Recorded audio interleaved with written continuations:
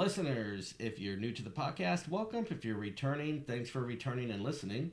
This is Destination Aviation, and I'm your host, Jeff Miller. It's been a little while since our last one, where we talked about hypoxia and Jeff's struggles in Colorado. And it's actually funny because I had a airport lunch event the other day. Well, we were doing some legislative stuff, and another airport manager, I'll leave her name out of it for now. She said she listens to the podcast, but she enjoys that I laugh at everything that I say. And I don't know, maybe enjoys not what she said. I don't think she enjoys much in life. Kidding. But I am going to keep laughing at anything I say, because the point to life is to never stop amusing yourself. So whether it was a compliment or it was a slam, either way, just keep on listening out there. I did invite her to come on the podcast someday, and I don't know if she's going to take it up on me. She does have her hands full. She does stay pretty busy at the airport she works at. She has a lot of wins, so maybe I'll take her sage advice, if it was advice, to not laugh as much, but probably not, because I'm going to do my own thing.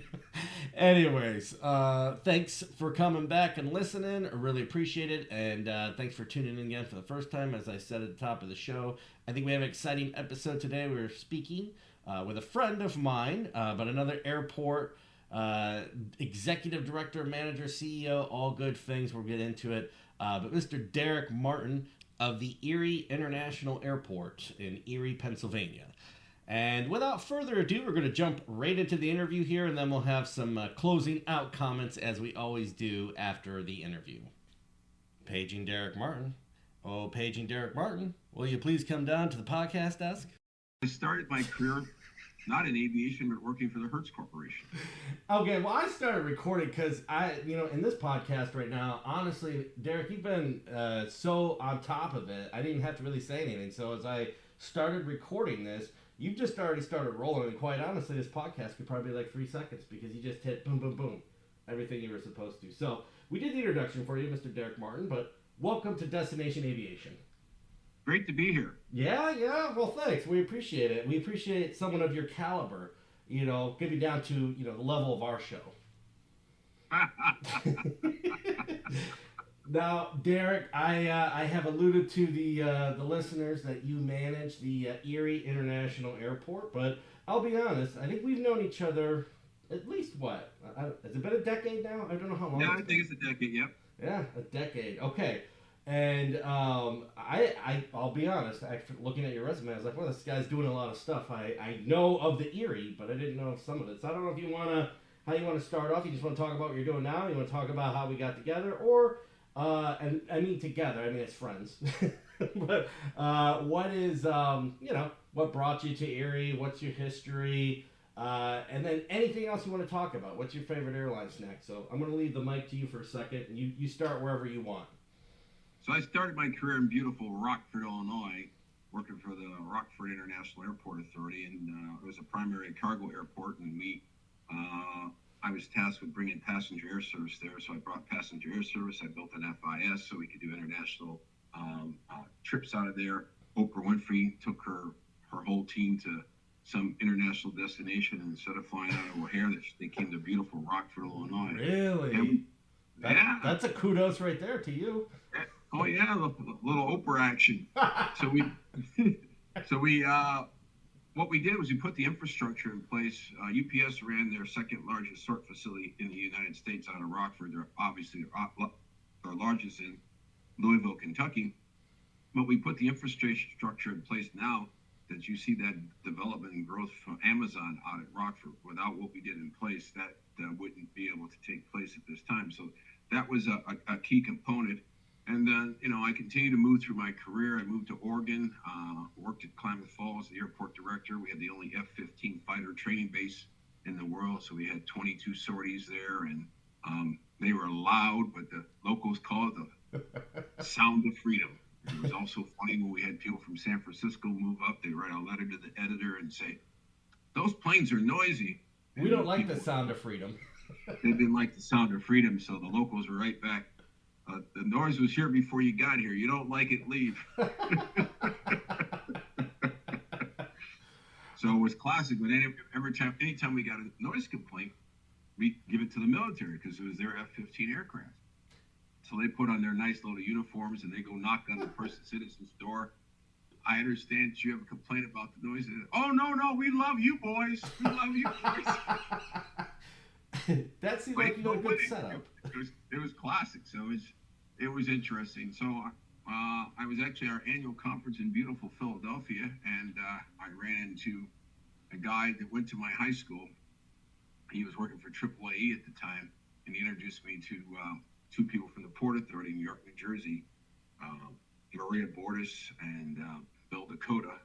And Maria interviewed me there, says, we need some small airport expertise. So I got hired as a deputy general manager at Stewart Airport for the Port Authority, New York, New Jersey, and try to get them to think differently with regards to how to operate an airport and things you need to do. So I wrote their first ever air service incentive program that we were allowed to use at Stewart Airport.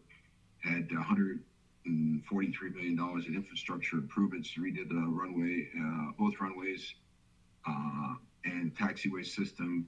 It was run prior by a private entity that didn't invest in the airport, so we had conduit basically laying out on the airfield. I mean, they weren't buried. It wasn't in piping. It was kind of crazy. So we did all those upgrades, and then I got recruited while I was there to become the VP of Ops and Maintenance at Detroit Metro Large Hub Airport. And I wind up there for a while, and then I came to Erie, Pennsylvania, because I like a challenge. That is a long history. There's a lot of questions I'm going to ask, but I'm going to go back to the beginning in Rockford because I'm in Illinois now. I know we've talked about this a little bit. Rockford, you did a lot of really good stuff out there. I mean, what you set up, the legacy of Rockford. I mean, it's still rocking to this day. No pun intended, I guess. Or kind of maybe. I don't know. But you did a really good job with Rockford. Did you grow up in Illinois? Yeah, I'm originally from Chicago, so I was born downtown at Northwestern. I lived on the south side of the city for a while, south suburbs, northwest suburbs by Crystal Lake. Lake in the Hills, Barrington area, and then it was a short drive over to Rockford from Lake in the Hills. So it was a great little opportunity to, when I decided to change jobs instead of going into the city east, I went west to Rockford. So I think it's probably safe to say that you just choose to live next to a Great Lake because it seems like you're gravitating towards that with your Erie job now. I got to find water somewhere. Yeah, well, that makes sense. Did you? Okay, so you left your first. I was looking at your back. You went to college in Minnesota, correct? St. Mary's in Winona, Minnesota. Winona, Minnesota. You know what's close to Winona, Minnesota? I don't know. What is? Well, the Mississippi. Okay. And we were like 20 minutes from where they filmed Grumpy Old Men. So you and I together. Was that put your lip over your head and swallow something? Yeah. That was a good movie. You know, I was trying to remember where Rose was from the Golden Girls, which I think was a fictitious town up in Minnesota, but the name's escaping me. But anyways, so you went to college in Minnesota, and then your first airport job was Rockford, is that correct? Right. Prior to working for airports, I worked for the Hertz Corporation and Northwest Airlines. So I have a handle on, the main tenants at your airport because I've worked for them. So I love that. It was interesting. It is, yeah. So Northwest, everybody I've talked to in the past, because I grew up in the same time, obviously, that Northwest was big and around. It seemed like a lot of people loved working for Northwest. Did you find that, or? Oh yeah, I mean there was a lot of passion for working for Northwest. I mean, if you look at the history, there's this great chart of airlines and consolidation, and so you had Republic and Northwest going head to head in Minneapolis, St. Paul. They were both there. They hated one another, and then Republic was bought by Northwest and merged. And it was always interesting. If you got on a plane, you had a Northwest person and a Republic, and they were just bittering at each other. But the Northwest people, they had a slogan about the North Dakota, South Dakota, and Minnesota, and the slogan was, "It's cold, dark, and we own it." That's a good slogan. It's as good. I had mentioned this before. I forget to somebody may have been on this podcast, but I lived in Redwood City, California, and the sign when you went into Redwood said "Best weather government tested," and I was like, I guess that's a good statement, but it doesn't sound great.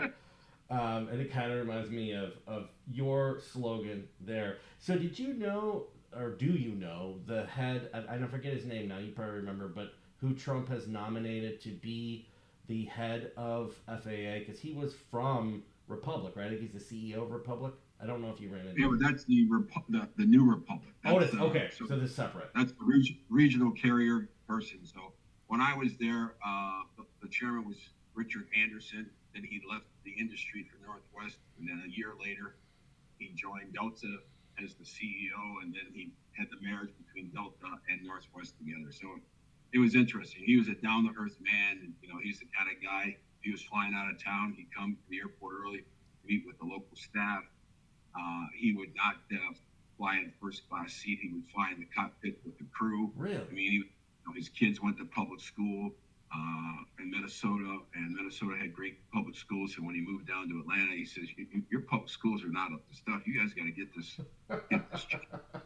It was interesting to see a guy that basically was humble, started his career, I believe, with Continental down in Houston, and got up to Minneapolis, worked for Northwest, and then the Delta Northwest merger. It's interesting because when you were talking about Northwest, the same kind of affection that I hear from people in the airline industry for Northwest, I've heard as well for Continental. And it's funny because both those brands merged into another brand, and you peel that part however you want, but it's interesting because him working at both, I've heard, I don't know if there's a connection between that to this individual or not, but I've heard people on both those airlines say that they really enjoyed working for both Northwest and Continental. Yeah, we had a joint venture when I was there. I was in sales for Northwest Airlines, and then we tried to do worldwide contracts. So I had Kone, which was headquartered in Moline, Illinois, and I think they had a European presence. So I went over to Belgium to do a joint agreement with the company over there. I can't remember the name of it. So I specifically remember I flew KLM non-stop across the pond in 747 upper level, which is wow. People don't understand that was, you didn't even know there were another 300 people on the plane. I mean, it was like 40 people up there, 30, whatever that number is. It was a small number of people. You had 3 or 4 flight attendants, your own couple baths. It was phenomenal. Wow. So I got off of that, met a colleague. We flew to Belgium, met with the corporation, made the deal, flew back to Amsterdam, got on a plane, flew KLM business class back to O'Hare.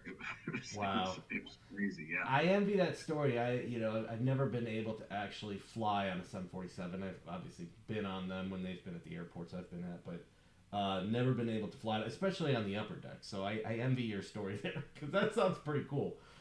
Well, here's a classic. So KLM, obviously they speak Dutch and they speak English. Everybody has to speak English. So we're on final approach into O'Hare, and we're about to land. And the international, they don't get all excited. You're not in your seatbelt or whatever. But we're landing, and there's something on the runway, and so the pilot had to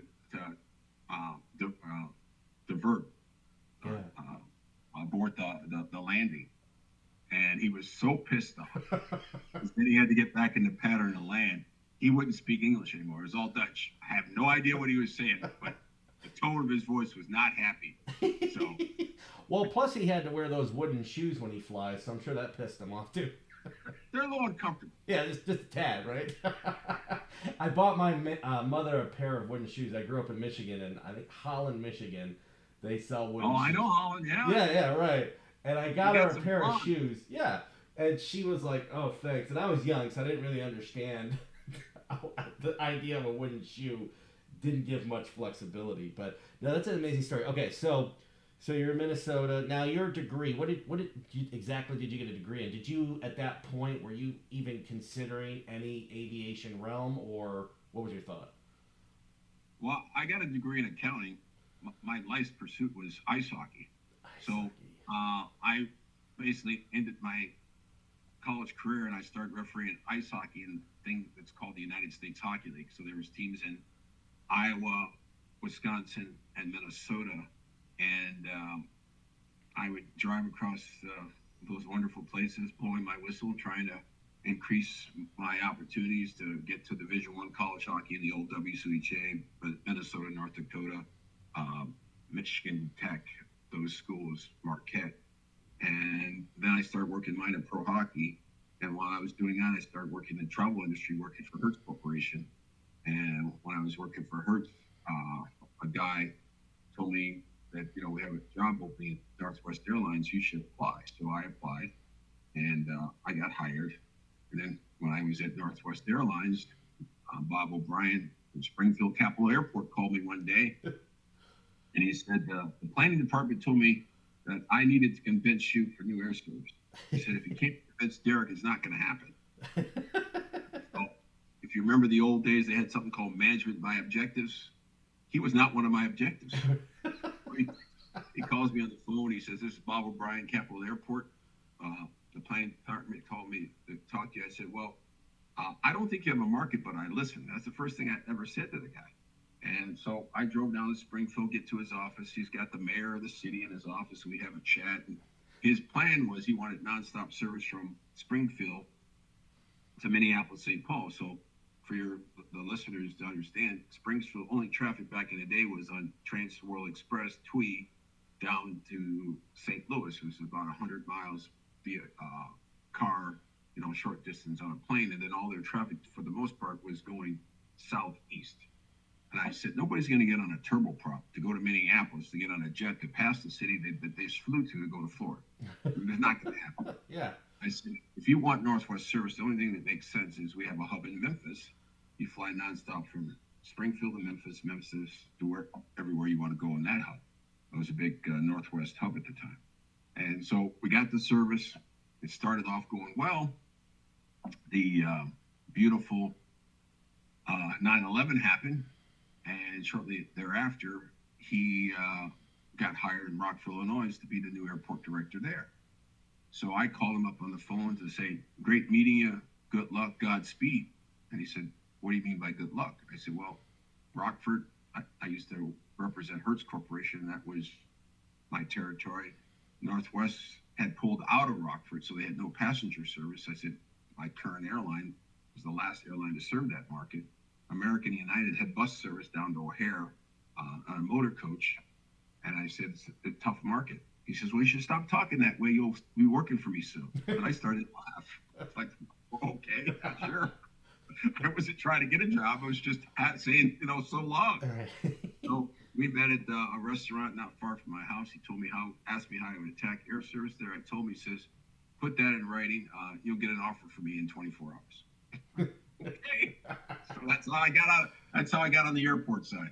That's not okay. So that's interesting. Now looking back on it, because obviously I stalked you on LinkedIn before we got on this podcast. So at this moment, this was your last time working for an airline, right?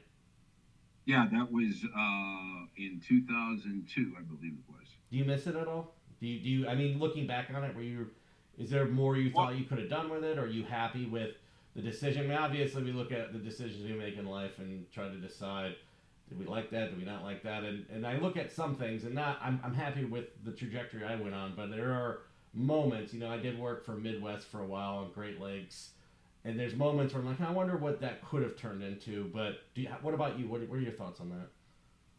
Well, that's a pretty good question. So here's the challenge that we had at the time when I left.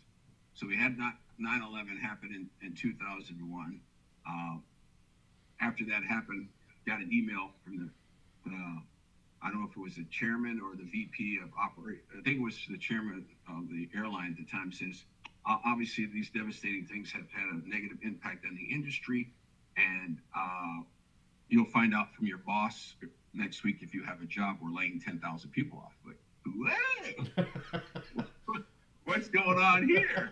And then you got to also remember is the old days you had the GDS system was basically the only place you could buy an airline ticket. You either called the airlines on their 800 number, talked to a representative, or you went to a travel agent to book your airline ticket. But just prior to 2001, all the airlines are starting to put these internet sites available and these booking tools that the travel agents can have their people do via internet. So there was a transition going from that one-on-one contact with travel agents and going to a different sort of platform. So you're looking at this, you're going to go, how much longer are they going to need this position in corporate sales and travel industry sales? And so you looked at that trajectory and said, maybe this is worth giving a shot or try. And so from that perspective, I don't have any regrets. Do I love traveling on an airline for free? Yeah, I took a group of travel agents from the Midwest. We went to Kuala Lumpur, Malaysia. It's like, okay. Nice. And so that was pretty cool. But just if you look at what people had back in the day from a non-rev perspective, it was easier to non-rev on an airplane going somewhere than it is today. And so I get to still travel and do these sort of things. And so I think from that perspective, it was a really good move. Yeah, no, I love that. I still have some stock certificates for Great Lakes Airlines that, they're worth a lot these days. But it's 9/11. I was at the time. I was actually in college, but I was working at the airport. I was cutting grass and painting hangers and that type of stuff. And it was Erie. I remember, just everything. No pun intended. Yeah, no, I was thinking in my head. I was like, oh yeah, that's good.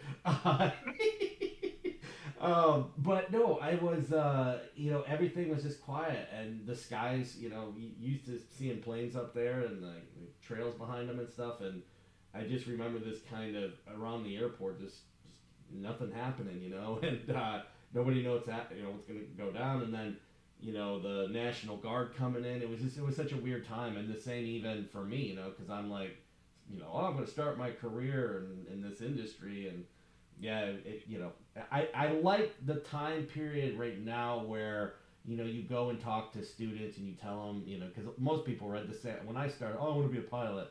Okay, the salaries are atrocious. And then now, though, with them being really good, I still tell students, I was like, well, have a backup plan. You should figure, if you want to be in aviation, that's great, you want to be a pilot. But it is, a secular thing, and we go through these periods where it's really good, and then, there's a rough patch, and so it is interesting. But, okay, so you get to Rockford. At that point, was UPS established there, or did you? Yes. It was, but much smaller than the presence. I mean, obviously, I know it's grown over the years. So UPS would do like 26 flights across the United States every night into Rockford, unload, resort, and then go back out. They wanted to start getting the heavy freight business, so I worked with them, and we built, I think it was a 60,000 square foot building to give them some additional cargo space. We did a terminal ramp, so they had more space on the terminal ramp outside the old ARF building next to the administration. While we were doing that, we were also putting the infrastructure in the midfield to allow for future cargo growth, and that's what Amazon is using today. And so all that infrastructure was sort of put in place to accommodate that. Had a 10,000 foot primary runway. I think the secondary was 6,000. So we had a lot of space and land. We had the land around there. There's no noise complaints because there's a bunch of farms. And so that's what we did. And so it was always a strategic attack to try to be an alternative to O'Hare for cargo. When we got there, my boss kept saying, well, we're cheaper than O'Hare. And I did the pencil and the pen. I said, no, we're not. He goes, we got to be. I go, no, we're not. And what was happening is the way our structure was set up is that there was fuel flowage fee, but it decreased on volume. So because, we've got a pipeline going right out to Rockford, and I think there's 2 million gallons of Jet A that's on the property in tanks, and the pipeline keeps feeding it. So we were not cheaper because if you did a one-off cargo component, it was more expensive. So what we did, or I did, is rewrote the way we build the cargo component, and I also did something similar to attract airlines. Typically at an airport, the more you grow, it becomes punitive. So, for example, if at Erie, Delta had 3 flights a day, they were paying 2/7 based on passengers, or 37s based on passengers for the terminal use building on the common use component. So the more they grow, the more they would pay. So I rewrote the rates and charges for UPS as well as the airport. So when we brought Allegiant in, the more they grew, they weren't paying exponentially a higher price. So their actual cost per plane passenger went down. So we incentivized it for their growth. And so those sort of things, and I just did some with that here in American, and American says, we've never seen this before. Yeah, I know. But they like it, it sounds like, right? They like it. Yeah. That's good, though. Yeah, it's an interesting thought. So up to this point, correct me if I'm wrong, besides you gallivanting off to Kuala Lumpur on your Northwest flights, your career has pretty much kept you in the Midwest up to that point. No, I actually was in Oregon. So before Rockford, you were in Oregon? No, I was in Rockford. Then I went to Oregon. Sorry, I don't want to confuse you here. Where we were talking about up to Rockford. Up to Rockford, you're completely kind of Midwest in your career, correct? Correct. So then, and this was the question which you jumped me on. Now it sounds horrible, Derek. Thanks.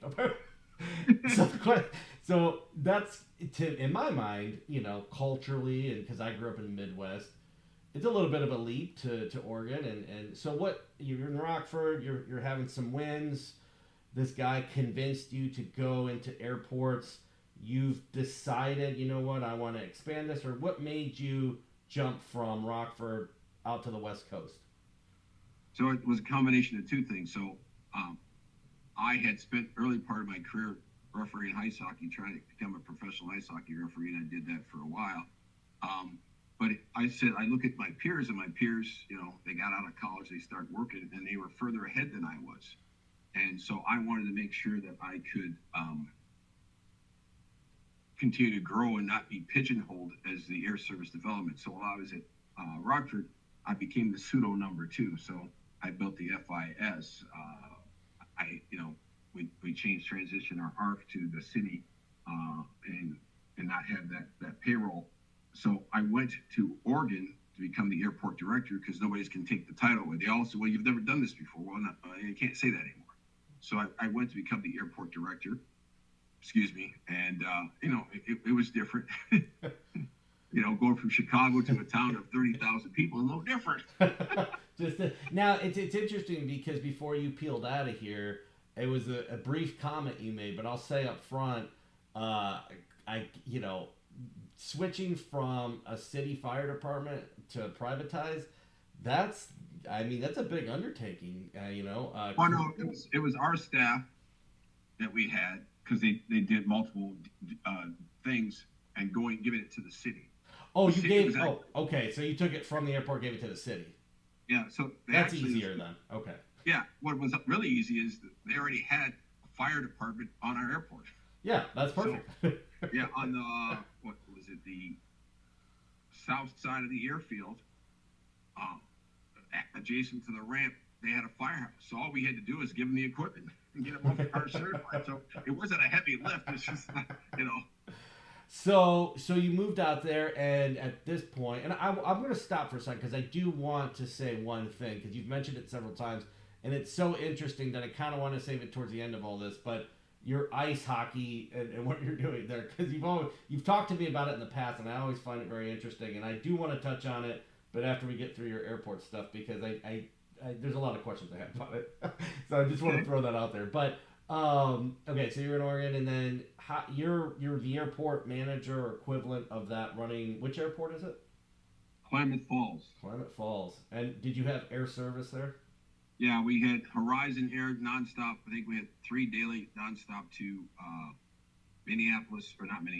Portland, and then I brought SkyWest with nonstop service to San Francisco. And my predecessor, I knew this because they were going to upgauge their aircraft, and Horizon was going to leave. And so their contract was up at the airport. I said, you need to sign your contract. Derek, I can't sign your contract. I said, I know what you're concerned about. You're leaving. I know that. Okay, just tell me when you're leaving so I can replace you. I know you're leaving. This is not a secret. The new bigger plane you won't work in this market. So we had a 37 passenger plane, 3 flights a day, comes to, I think, 104 or 114.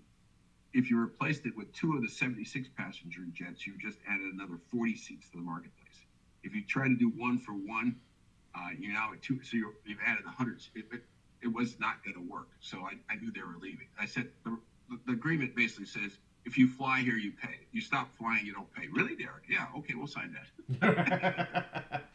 Now, was that the Q400 that they were flying in? Yeah, they went from the Q200 to the Q400. Okay. When I worked in San Jose, they were flying the Q400s down, and I think during that period they were getting acquired by Alaska. I forget exactly how that was happening, but no, Alaska always owned them. Oh, they always owned them. Okay. Yeah, it was a regional affiliate for Alaska. Okay. And so I took them somewhere. I don't remember where, but there was an open seat somewhere. I was like, oh, look, there's a bunch of, my cheapness or my cheap ass in the back of the plane. I was like, oh, there's a seat right in the middle. I'll take that on the window. And I didn't realize it's kind of like the lavatory game when you get on like an A321 or something. You're like, oh, that's why this seat was available. But they have that landing gear that slides up into the bottom of it. So like my fat leg was jammed up against the window. It was a very uncomfortable flight. But so when SkyWest came in, they were proposing to go to Portland as well, the Minneapolis of the West Coast. that was their route. So they were going to be direct competition to Horizon. No. So Horizon was going to Portland to feed into their other Horizon flights out of Portland or to Portland to Seattle. They have nonstops on Alaska Air to their destinations. But the problem was our market was not that big. So we didn't have the ability to support it. And when I got hired, they said, we have a small community air service grant and we want San Francisco. I said, well, my only concern is you're going to, limit your ability to grow. So when Horizon decided to stop serving the market, I went to SkyWest that was already serving our market, San Francisco, and Horizon left on a Wednesday. Thursday, SkyWest started the service. So we had nonstop service, 2 flights a day to Portland, 2 flights a day to San Francisco. So we had a nice little swing connection. And some of the non-rev people say they were trying to get from San Francisco to Portland. The nonstop was full on Alaska or whoever, or United. They would get on the SkyWest United service back and forth. So it was interesting. Is that at the time SkyWest, were they partnering with United out of San Francisco, or was there an interline agreement, or what? SkyWest was United. Yep. Okay. And so, I mean, I could see, because, when I was in Laredo, I struggled with the fact that, a lot of the population, when we brought in Aeromar and they flew the ATR, a lot of people, I don't want to be on a prop plane, et cetera, et cetera. So I could imagine, the decision that was made there, at least you could play off of it, because I'm assuming at the time they were running the CRJs for SkyWest and jet engine, and people weren't seeing the prop on the Q4. At least if you could take some saving grace out of an airline leaving your market. I have heard that a lot in my career. It went down. Oh, it went down? No, we went down from a 37 seat to I think a 30 seat. Yeah. So it was a smaller plane, but we had 4 flights a day, so there was activity each way. The only challenge with going into San Francisco is the weather conditions, the fog. Yeah. So would they divert to San Jose, or what was the diversion typically if people couldn't get into SFO? They wouldn't fly. Oh, that was it. Okay. And you canceled. So, San Francisco was an interesting area. Sort of like before Southwest did some of their expansion. Southwest flew in the Midway. They didn't fly to O'Hare. So if there was a diversion opportunity, you didn't have the staff to work your plane there. And so trying to go from San Francisco to San Jose, does United have the staff there to service their plane? So that was just the one challenge there. But it was interesting. It stayed while I was there. When I left, it disappeared. I don't know what these people did.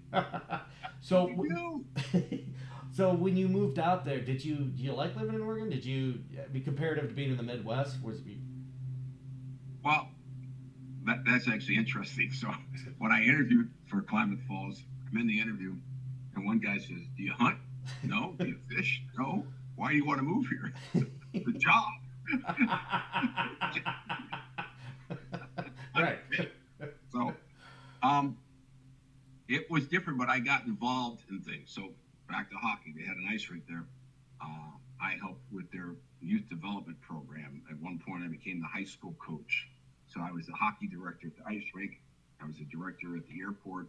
I refereed high school soccer. I coached youth soccer. My boss, I remember sitting down with him.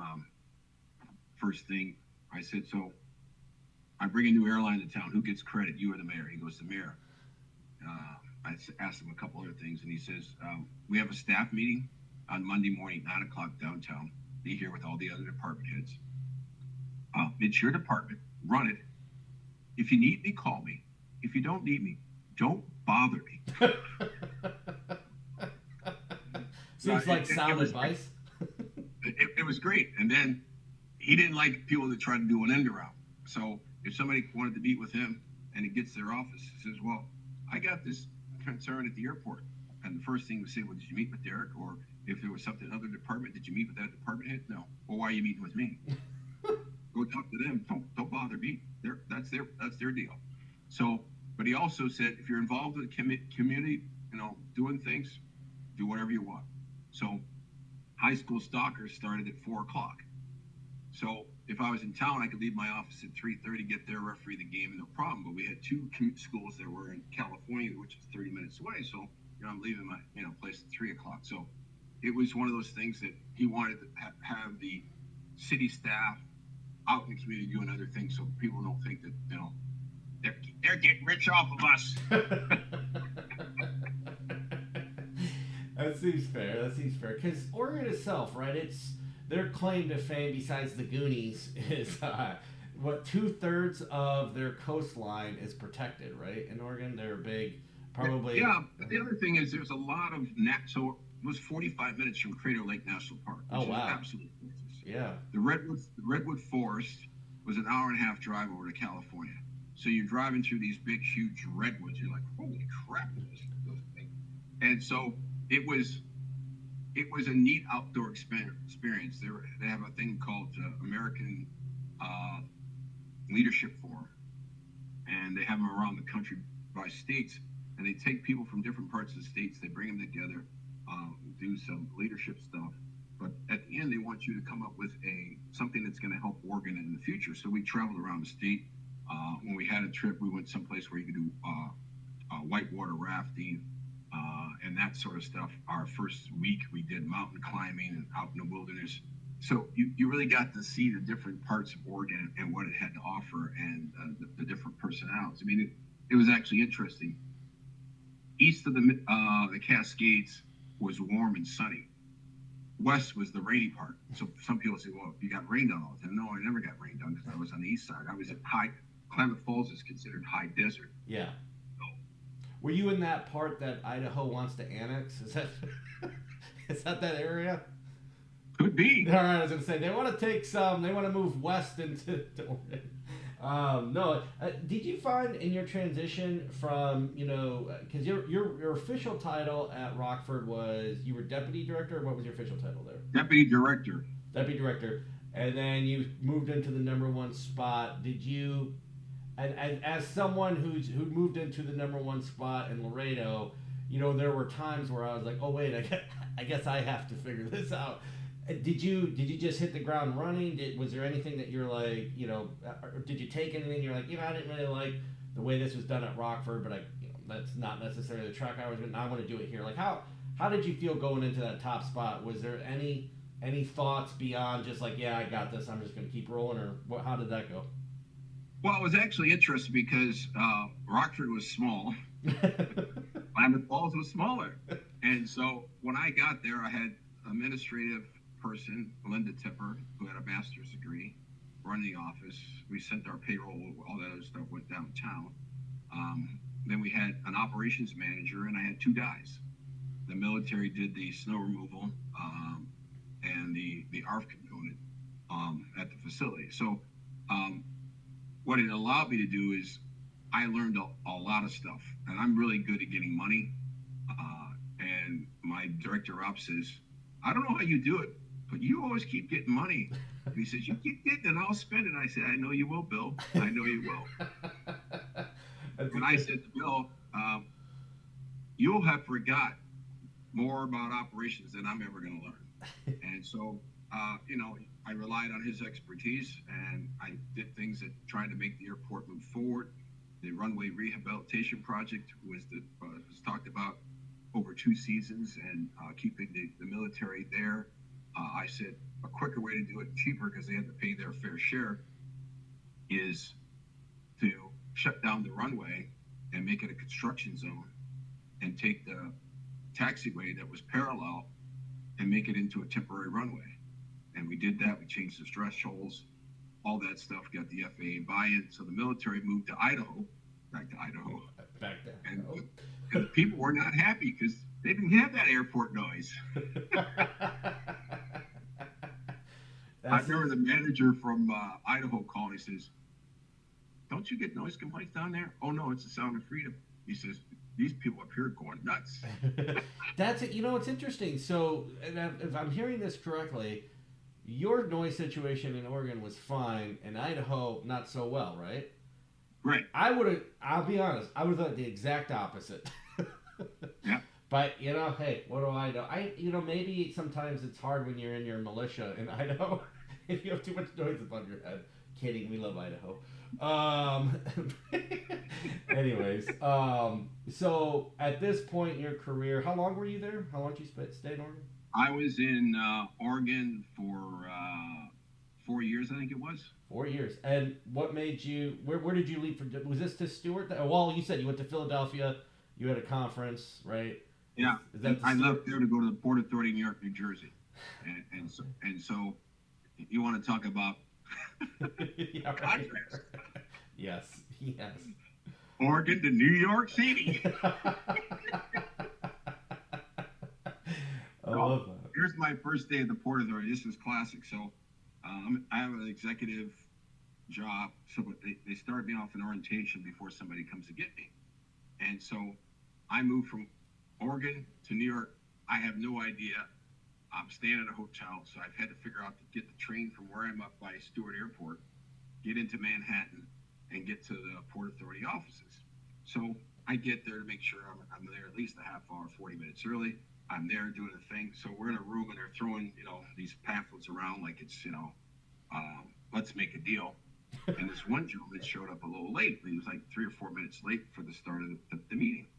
So the lady continued doing her things, and she says, excuse me for a second. She leaves. Out for 2 minutes, comes back, sits down again, starts doing his stuff, and the guy that was late, I think his name was Smith. Some other person came in. Mr. Smith, can you come with me, please? Basically showed him the door. If you can't be on time for your first day at work, you're done. Really? Yeah. Wow. It was interesting. So that was welcome to the Port Authority, and so you go from an organization that runs tunnels, bridges, and I always tell people the Port Authority prints money. People go, what do you mean? I said, aviation produces $7 million a day in revenue. Forget everything else they do. So I think the whole agency is about $3.4 billion a year. And so it was different. It had this group and that group and this group and that group. And the challenge was trying to have conversations with those people. So when I did the Air Service Incentive Program, I had to deal with a lawyer. So you're not going to win an email contest with a lawyer. So I set up an appointment with him in his office. And right away, he was trying to school me. And he says, you need this in the document. It's already there, sir. You need this in the document. It's already there, sir. You've done this before, haven't you? Yes, I have, sir. He goes, this is very good. I'll sign off on it. I was done in 3 minutes. That's great. So your plan worked. Just grab them verbally. Now, this, because I guess at this point, I don't know, I think you're now at World One, the trade center that's downtown. I know the main offices, right, for Port Authority, New York, New Jersey are downtown. Were they, when you were there? Were there all? Is that where their heads were? Were they downtown Chicago or sorry, downtown New York? Yeah, so they were in multiple office buildings after 9/11 because they were in the original 9/11. So as they were building the new buildings at Ground Zero, so it was called Four World Trade. So then I went to Four World Trade after leaving Stewart and going downtown working at headquarters. And like I tell people, I went to a terrorist target every day. Yeah, right. I mean, you walk in, your beds let you in, and then it activated a floor that you're allowed to go to. And so it popped up, you're going to this door, and it took you up to your floor. The security there was unbelievable. The hardening of the building they just built was unbelievable. You can look out my window to the location of Ground Zero with the ponds and the names on the thing. So when I was at Stewart, I worked with a woman. Her husband worked in the old towers, and she did too. And because he sort of was maintenance or something, he knew shortcuts around. So he saved 26 people. Wow. So every 9/11, they would take the day off and reflect. If it wasn't for certain things that happened, they would have left 2 young boys without parents. I mean, so those are the sort of things. So I worked for an airline on 9/11, then I happened to work for the Port Authority after 9/11. It has to be one of those moments, right, where you look at your career, because I was thinking that as you were talking about it, in some ways, you were there because of that, right? I mean, when they say 10 or 12,000 jobs they were looking potentially to cut from Northwest, is that the email that you got back when? Well, it replaced 10,000 jobs at Northwest because of the airline hits. I mean, people don't understand that, they talked about the pandemic. 9/11 was worse. Yeah. Because there was so much uncertainty. I mean, I had to go to St. Louis for a meeting because that was part of my territory the Monday after 9/11, and my neighbors go, "What are you doing?" I'm flying to St. Louis. You're going to get on a plane? I go, if I don't get on a plane, who else is going to get on a plane? Right. Right. So life went on, and 9/11 happened because the protocol that we had in the past about if somebody wants to hijack your plane, you give it to them. You never thought they were going to fly that plane into a building. Right. And since that's all changed. So from my perspective, that's never going to happen again because you can't get in the cockpit, any of that stuff that you were able to do before.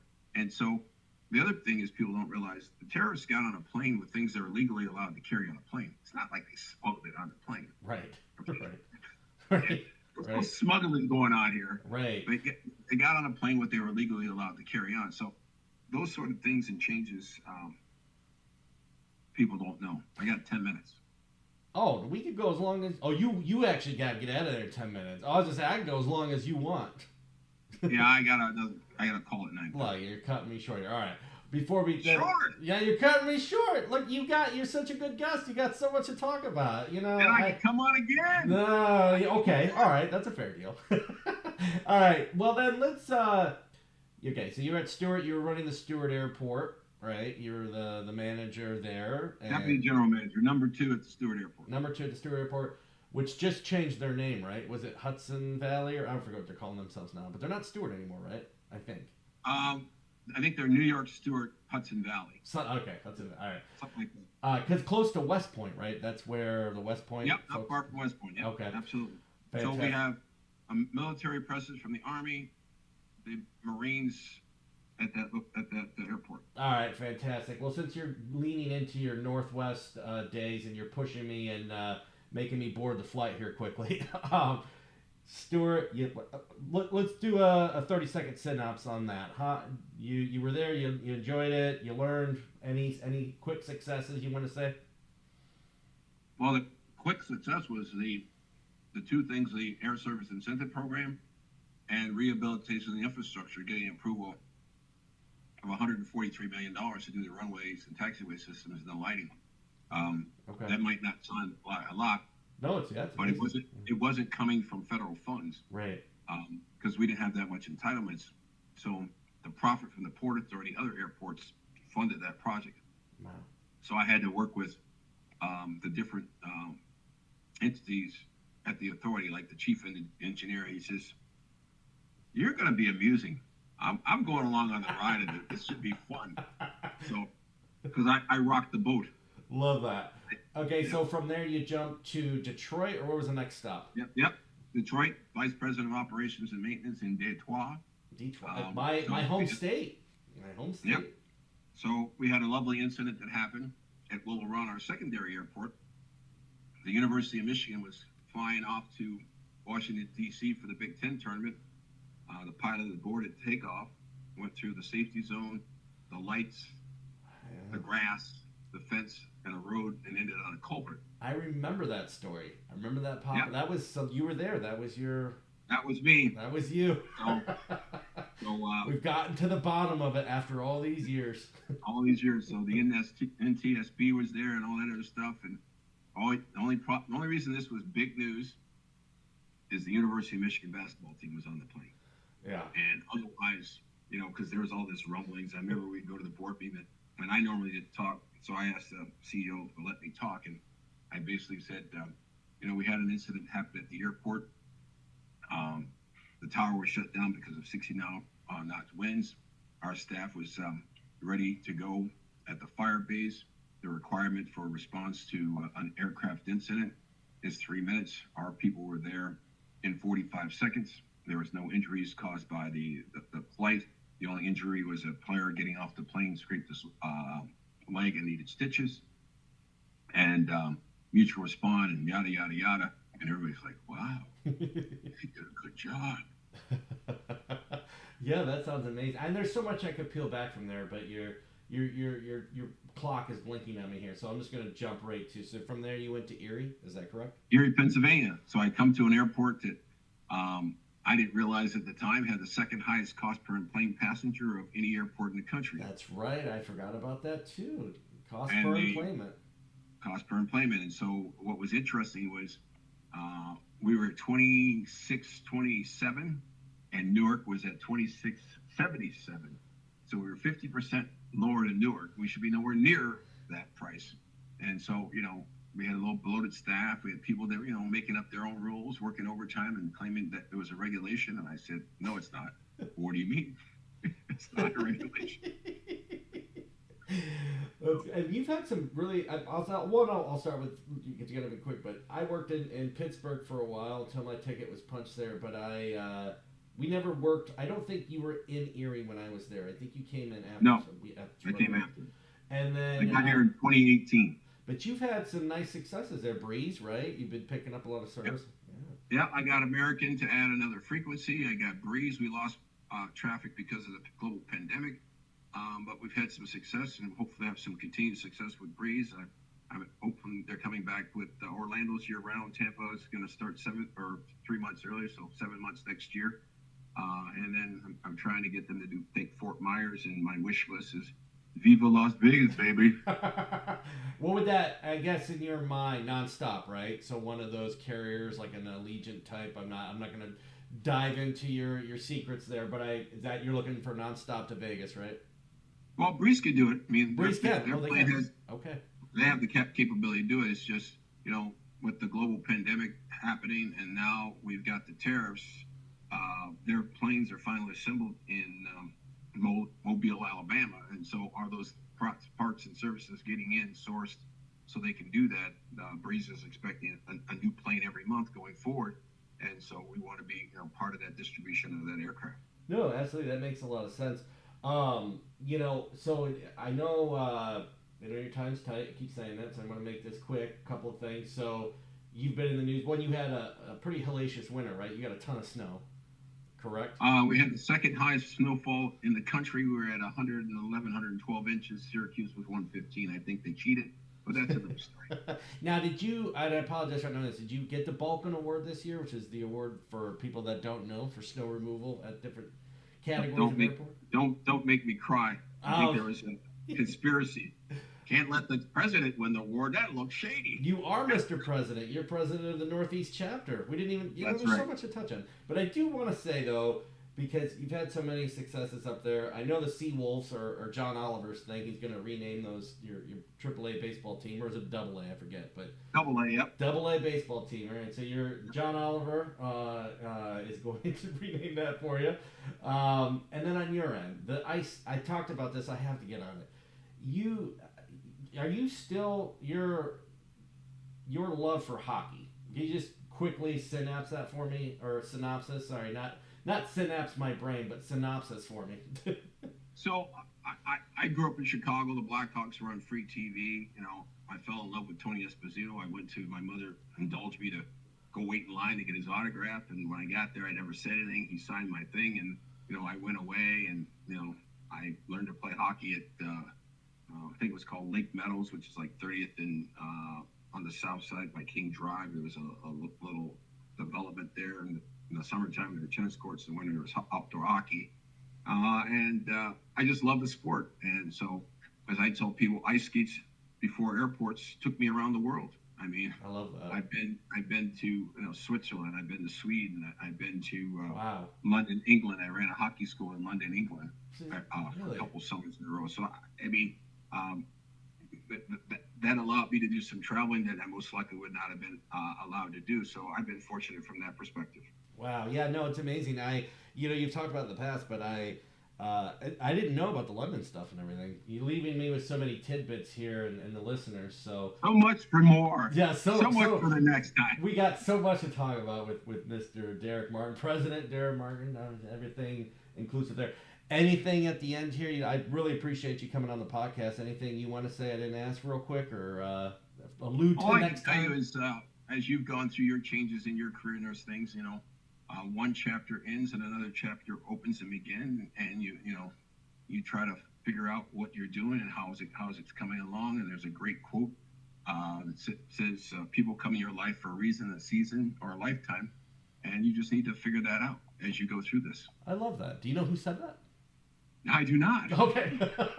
maybe you came up with it. That's a good quote. All right. Well, thank you, Derek, so much. And I really appreciate it. And maybe if you'll honor me someday, you'll come back onto the podcast. I'll do that. Thank you, sir. You know, so much there to unpackage with Mr. Derek Martin. Really appreciate him coming on the show. I felt like the person sprinting through the terminal trying to make their connection flight, and you're gunning for them. You see them just hauling, especially if it's me, and I got my Sapphoros and everything in my hands, and I'm just booking down the hill. But I so much more I wanted to ask him, but I took too much of his time. It was so interesting. Thank you, Derek, for being on the show. And thank you all for listening to us. I'm getting a lot of really good feedback from folks out there that are tuning into the podcast. You know, right now in aviation, it's so much in the news, as we've discussed over many episodes here. It's kind of in the forefront of everyone's mind. So they are listening and paying attention and asking a lot of good questions out there. This whole modernization program and things that are happening. So the questions that are coming in, I will at some point address through the episodes. So I have not forgotten about you. I appreciate everyone that sends stuff over to me. If there was any stuff that was real quick and simple, I would just jump on it now. But we'll save it for another date. But and even people that I meet out, I met someone the other day in the industry, and they said that they've been listening to the podcast and they have a long history in aviation. They're not a pilot themselves, but they've done a lot of flying, and they work in the engineering sector in aviation. So a lot of good stuff, a lot of good episodes coming up. If you have your own plane tales, if you have stuff you want to say to us here, if you have stuff we want to talk about that's going on, things that you might want to see on the show, please feel free to drop me a line at dapodcast85@gmail.com. That's your source for anything you want to say. If it's about my laugh, feel free. If it's about something else, feel free. That's where you can get in contact with us. And if you like this show, please tell a friend. If you hate it, tell an airport manager so they can come tell me what they don't like about it. There's airport managers everywhere. I'm sure you have one in your hometown. I forget the claim to fame. Somebody said once, I think people in the United States live 9 minutes from an airport. So you can find that airport manager that may want to come critique me on on, on what we do here on the show. But I will be traveling. I'm heading to the American Association of Airport Executives annual conference in Atlanta.